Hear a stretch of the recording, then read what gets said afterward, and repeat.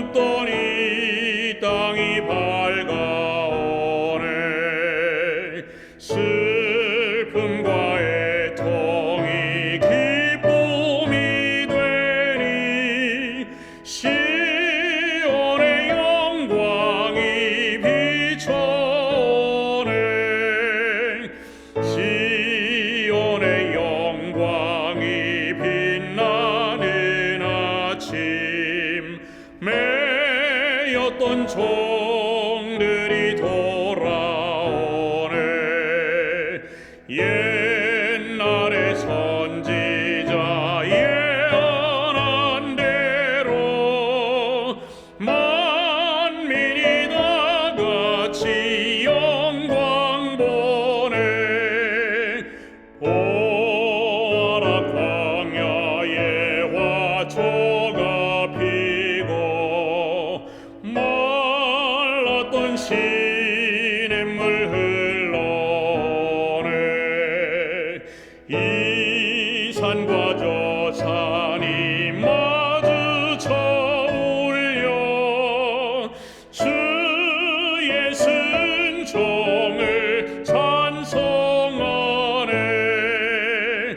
땅들아 바다야 많은 섬들아 찬양을 주님께 드리어라.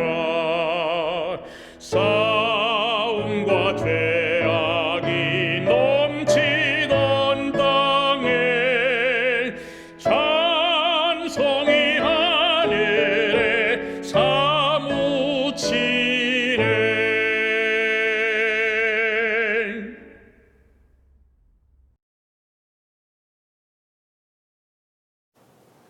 하나님 아버지, 주의 성령께서 우리의 마음 가운데 역사하셔서 말씀을 통하여 우리의 생각과 뜻이 치유되며 우리의 세포가 살아나는 놀라운 경험을 하게 하여 주시옵소서.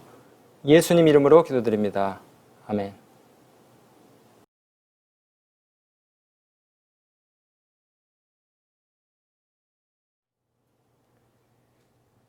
독일의 철학자 니체는 왜 살아야 하는지, 이 삶의 의미를 아는 사람은 어떤 어려움도 참고 견딘다라고 말했습니다. 러시아의 대문호 도스토예프스키도 삶의 의미를 아는 한 인간은 어떤 환경에서도 적응할 수 있는 존재이다 라고 이렇게 얘기했어요. 우리가 종종 푸념조로 살맛 안 난다, 다 의미 없어 라고 할 때가 있죠. 사람은 누구나 자신의 삶에서 어떤 의미를 찾고자 노력하는데 이것이 사람을 살게 하는 원초적인 동력입니다. 여러분, 그 로고 세라피라고 들어보셨습니까? 이건 일종의 치료법인데 정신의 능력을 강화시키는 치료 행위입니다. 어떤 정신 능력이냐? 환자가 삶의 의미를 스스로 부여해서 그 의미를 향해서 나아갈 수 있도록 옆에서 도와주는 거예요. 그래서 육체적, 정신적 질병을 치료하는데 도움을 많이 얻게 되죠. 말씀 혹은 의미를 뜻하는 이 로고라는 단어와 로고스 여러분 아시죠? 치료를 뜻하는 세라피, 이 두 단어의 합성어입니다. 의미요법이라고 하죠. 이 로고 테라피의 창시자인 오스트리아 출신 정신의학자 빅터 프랭글은 2차 대전 당시에 나치에 체포되어서 아우슈비츠 수용소에서 보내졌다가 살아남은 생존자 중에 한 사람입니다.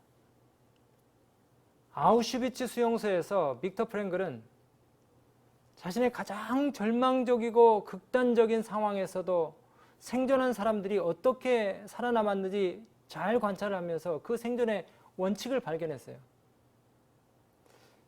여러분, 아무리 잔혹한 독일군이라 할지라도 사람이 사람을 쉴 새 없이 학살하는 것은 너무 어려운 일입니다. 그리고 제정신을 가지고 그 일을 실행하기는 사람이 어렵죠. 그래서 히틀러는 유태인들을 학살하는 독일 군인들의 부담을 덜어주기 위해서 몇 가지 정책을 썼는데 그 대표적인 것이 화장실을 몇 개 만들지 않는 것입니다. 실제로 32,000명이나 되는 어마어마한 그 사람들이 수용되어 있었던 이 어느 포로 수용소에는 화장실을 딱 한 개만 만들어 놓고 그 화장실을 사용하는데 어려움을 갖게 한 것이에요. 그래서 포로들은 자기들이 밥을 먹는 이 깡통 식기에다가 대변을 보기도 하고, 그래서 화장실에 가서 그것을 비우기도 했지만 워낙 이 포로 숫자가 많다 보니까 대변을 비우는 것조차 어렵게 돼서 급기야 이 대변도 여기저기 바닥에다가 그냥 보게 되면서 수용소 통로는 아주 배설물 천지가 되었다는 것입니다. 자연히 그들의 몸이나 옷에도 이 배설물들로 더럽혀지게 되었습니다. 짧은 머리에 죄수복을 입고 배설물로 더럽혀진 온 몸, 유대인들의 이 모습뿐 아니라 마음조차도 인간의 존엄성을 잃고 짐승처럼 그렇게 변해가기 시작했다는 거예요. 아휴, 살아서 뭐하냐, 이렇게 살 바야 차라리 죽는 게 낫지, 그렇게 생각하는 사람들이 생겼어요. 자신의 배설물과 몸과 수위를 더럽게 할 그 때문에 스스로의 인격과 존엄성조차 다 말살되고 짐승처럼 되게 만드는 것이 독일 군인들의 목적이었어요. 이렇게 하면은 독일 군인들이 양심의 가책을 좀 덜 받고 이 유대인들을 갖다가 처리할 수 있으라고 그렇게 여겼기 때문에.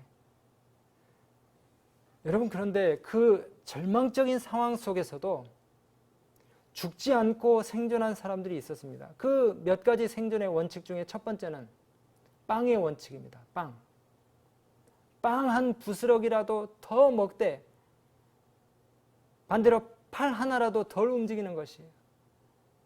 그래서 생존을 위해서 불필요한 체력을 손실하지 않도록 그렇게 에너지를 갖다가 세이브하는 것입니다. 그럼 두 번째는 세수를 하는 것입니다.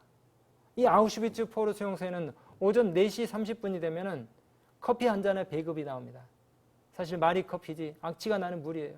생존자들은 그 커피물에서 대단한 진리 하나를 깨닫는데 그 커피물을 다 마시지 않고 반만 마시고 나머지 반 컵의 물로 세수하는 사람들은 죽지 않았다는 사실입니다.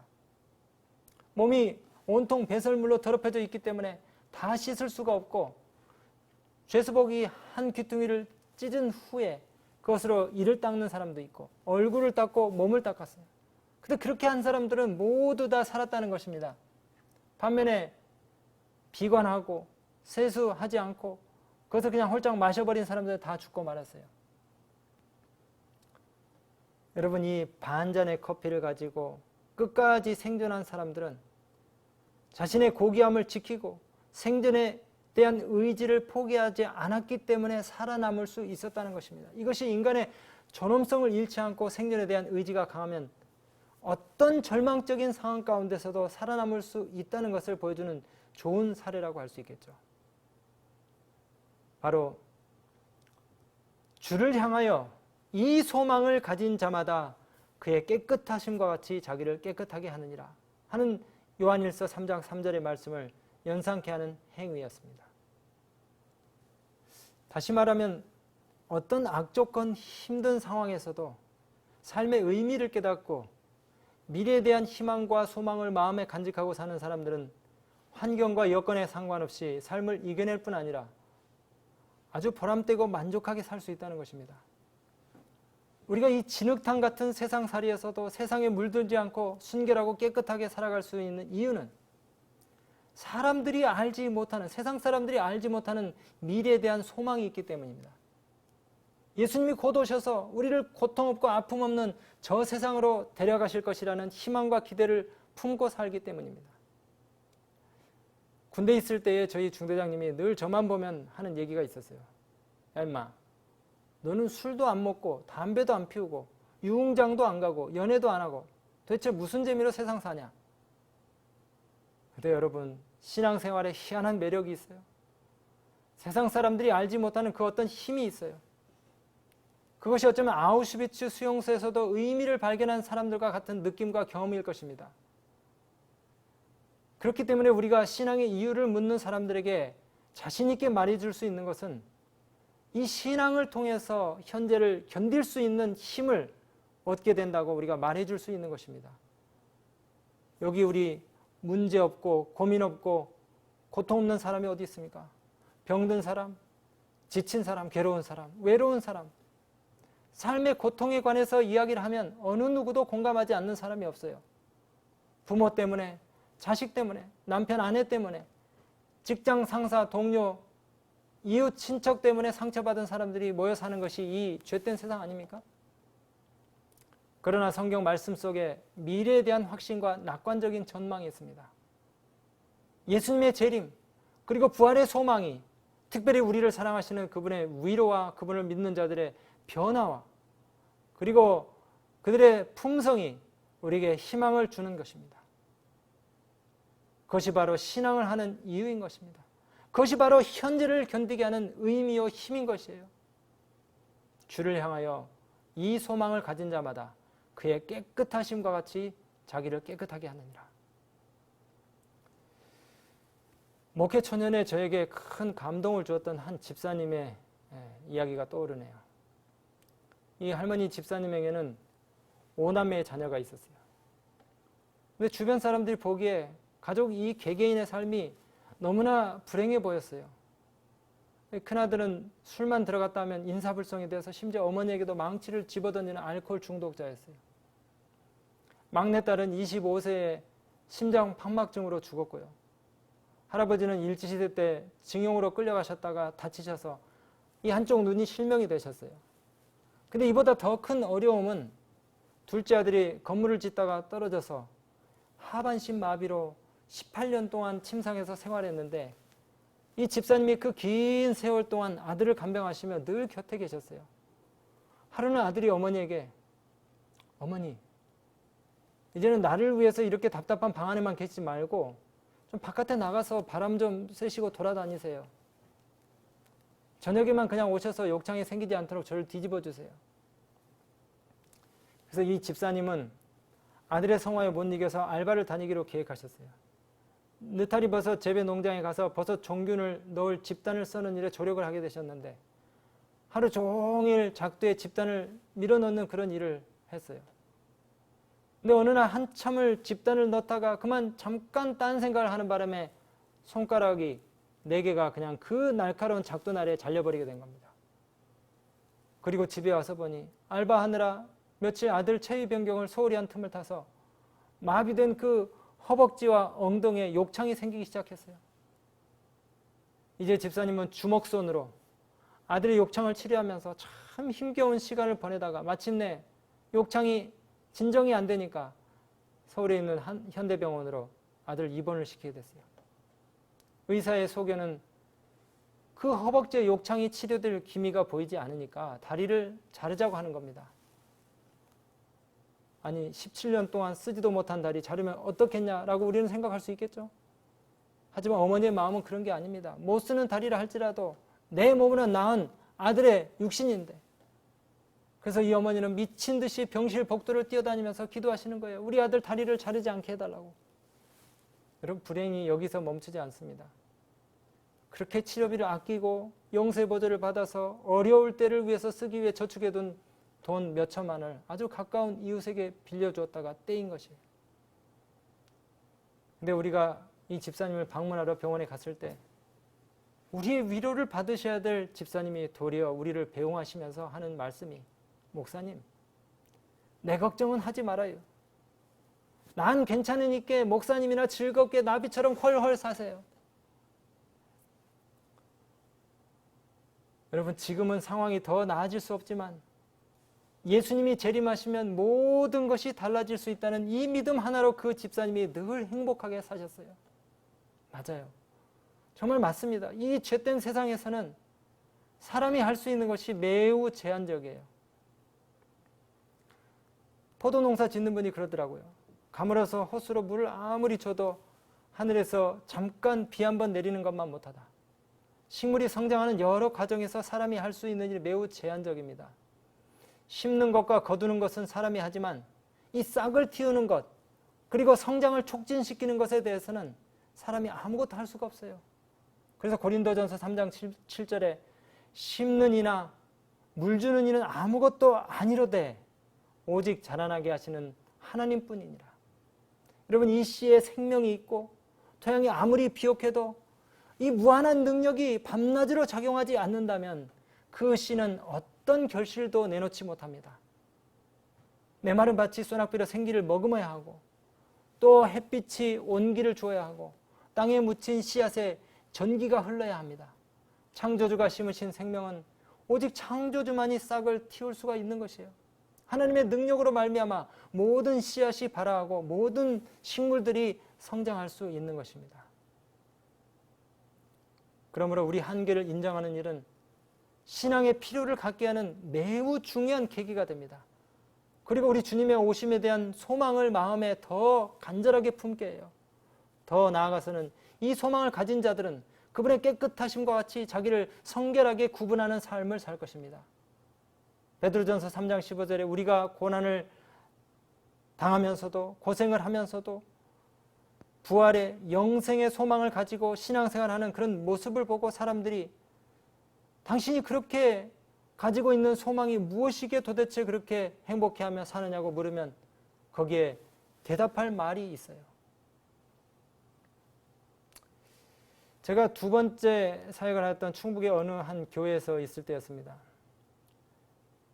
깊은 밤 자정이 훨씬 넘어서 새벽 2시경이었을 것입니다.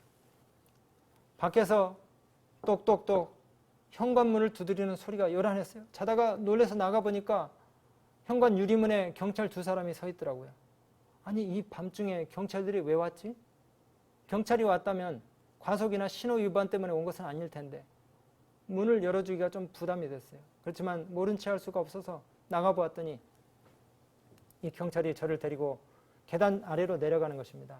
근데 거기 어둠 속에 한 여인이 울면서 약간 술에 취한 듯 흐느끼고 있는데 계단 밑에서 그분의 얼굴을 이렇게 올려다 보니까 누군지 알겠더라고요.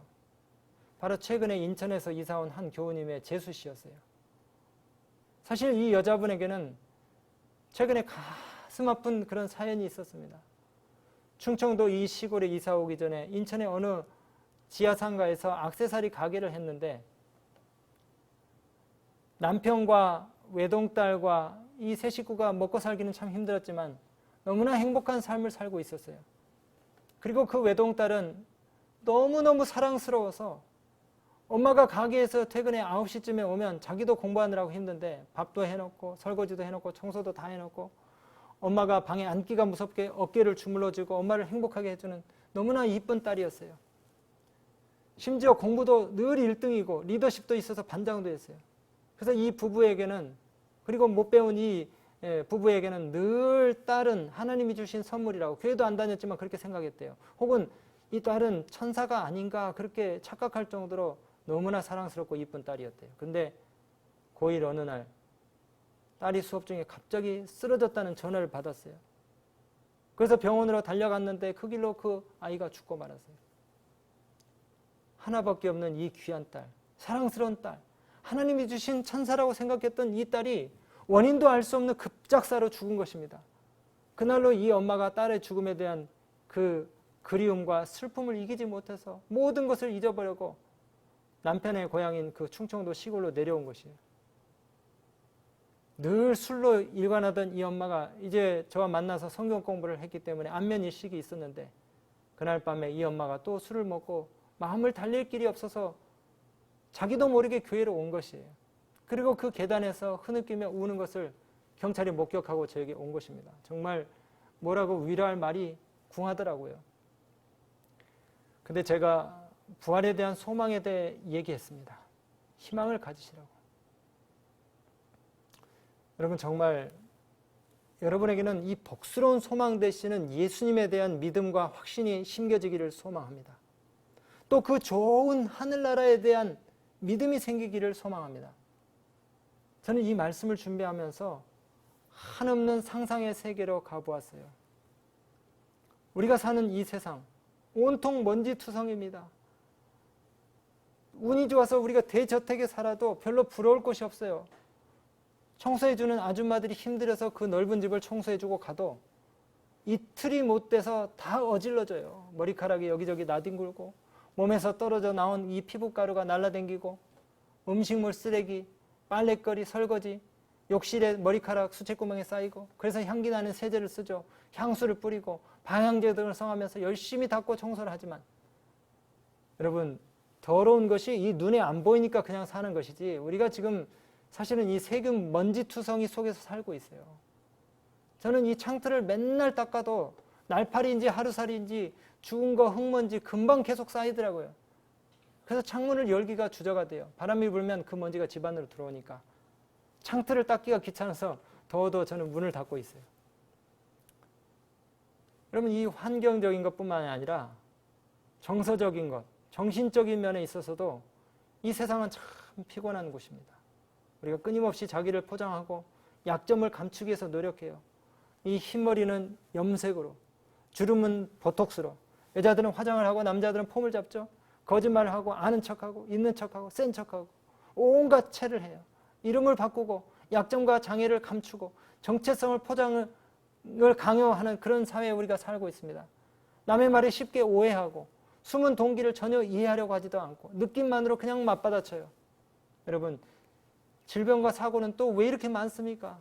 라디오를 틀면 거기에 늘 암 환자에 대한 이야기, 교통사고, 각종 희귀병들, 어린이날 특집으로 보니까 진짜 세상에 듣도 보도 못한 병들을 아이들이 갖고 있더라고요.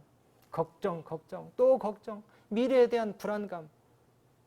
젊은이들은 취업이 안 되면 어떠나? 또 대학을 떨어지면 어떡하나? 비자 못 받으면 어떠지? 결혼 못하면 어떡하나? 집값 떨어지면 어떡하나? 해외로 떠나보내는 이 아들 적응 못하면 어떡하나? 참 오늘 살 일도 우리가 깝깝한데 내일, 모레, 3년, 5년, 10년 후 일까지 우리가 다 걱정하고 사는 것이에요.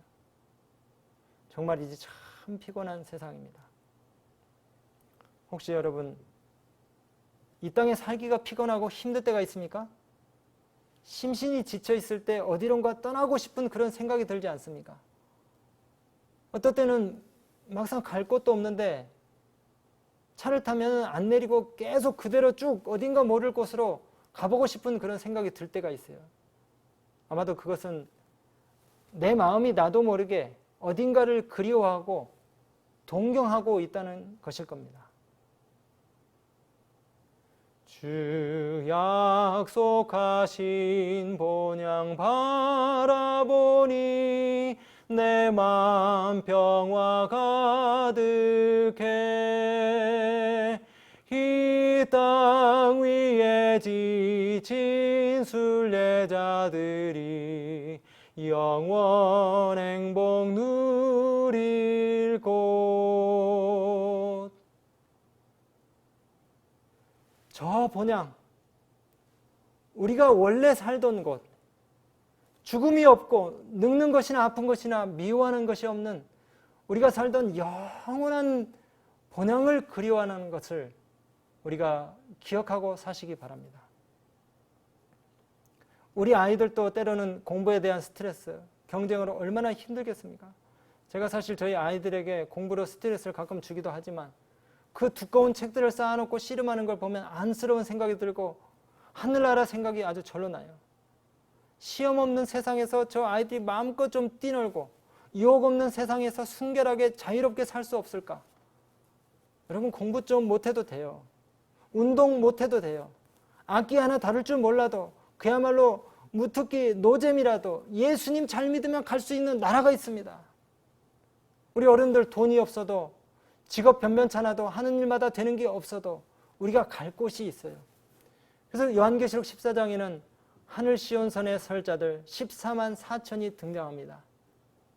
내가 하늘에서 나는 소리를 들으니 많은 물소리도 같고 큰 뇌성도 같은데 내게 들리는 소리는 검은 곳 타는 자들의 그 검은 곳 타는 것 같더라. 여러분, 여기 그림에 이 장면을 한번 좀 상상해 보세요.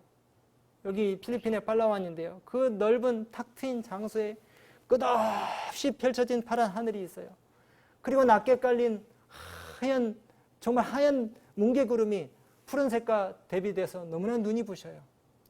코발트빛 이 바닷물은 체온과 똑같고 그 투명한 물 속에 형형색색의 고기들이 떼지어 몰려다니며 발을 간지럽히고 무지갯빛 산호가 장관을 이루고 있습니다. 정말 거기 있을 때는 시간이 멈춘 듯해요. 근데 제가 이곳을 묘사하기가 참 답답합니다. 사진을 아무리 찍고 비디오를 찍어와도 그 분위기가 생생하게 그 느낌이 표현이 안 돼요.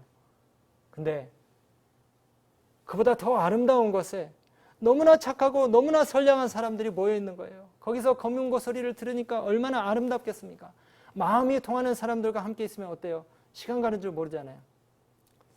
제가 목회하다가 유학을 가서 25년 만에 만난 옛 학창시절 그 같이 공부했던 동료 후배 목사님들과 같이 이렇게 이웃하며 사는데, 이 사람들이 저녁 때만 되면 저를 자꾸 불러요.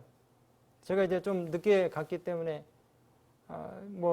그 사람들은 다 끝난 공부를 제가 이제 하면서 시험 준비도 해야 되는데, 늘 다급한 저에게 이야기하고 놀자고 전화를 하는 것입니다.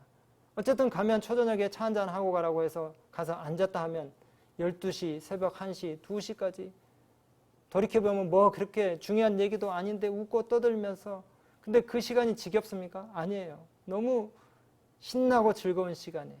여러분, 하늘에 가면 정말 마음이 통하는 사람들과 함께, 너무나 착하고 좋은 사람들과 함께 사니까 얼마나 좋겠어요. 우리가 자신을 포장할 필요도 없고 경계심을 가질 필요도 없고, 양보할 줄 알고 서로 희생할 줄 알고 내 얘기를 들어줄 줄 아는 그런 사람들과 함께 여러분도 그 나라에 갈 수 있습니다. 예수에 미치면 여러분이 갈 수 있는 나라, 어린 양 되시는 예수님 닮기를 간절히 소망하시며 마음에 예수를 품고 사시면 여러분들도 그곳에 갈 수 있어요. 그 하늘에서 부르는 노래가 얼마나 멋있겠습니까? 나 그리워 하늘 맘에 사무쳐 시온 진주 문 들어가려네. 맘 괴로움 없고 염려 없는 저 하늘 본향 그리워. 여러분, 그 나라에 가고 싶지 않으십니까?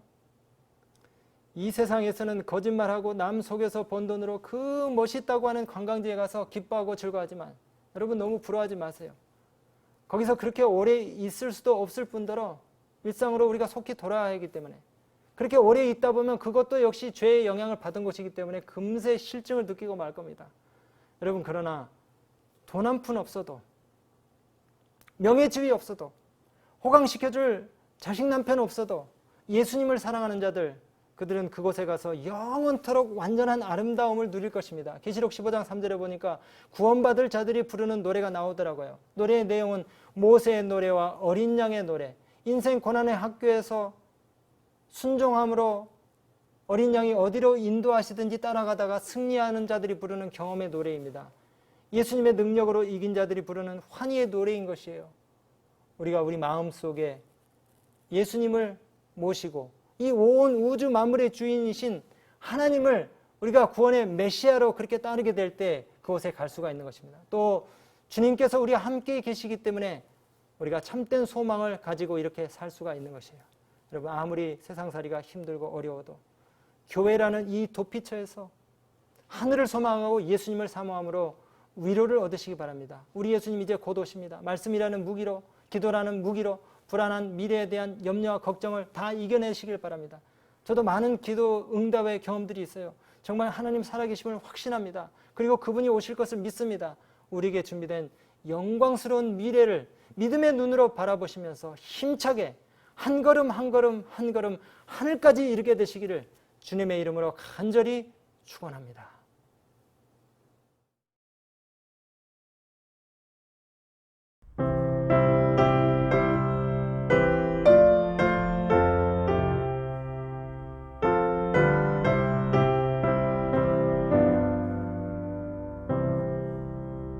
주 날개면 내가 편하게 있네. 비바람 거세고 어두워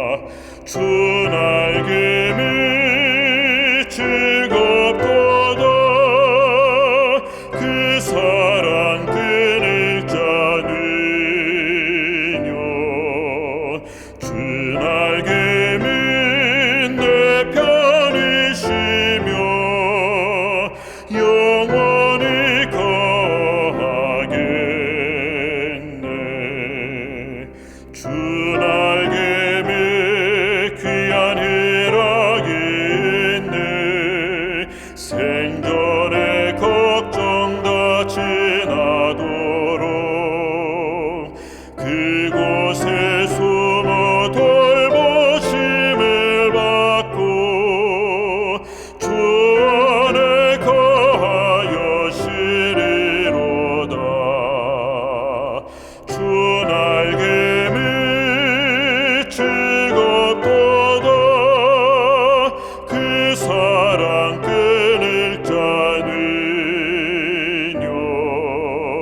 주 날개 밑 내 편이시며 영원히 거하겠네.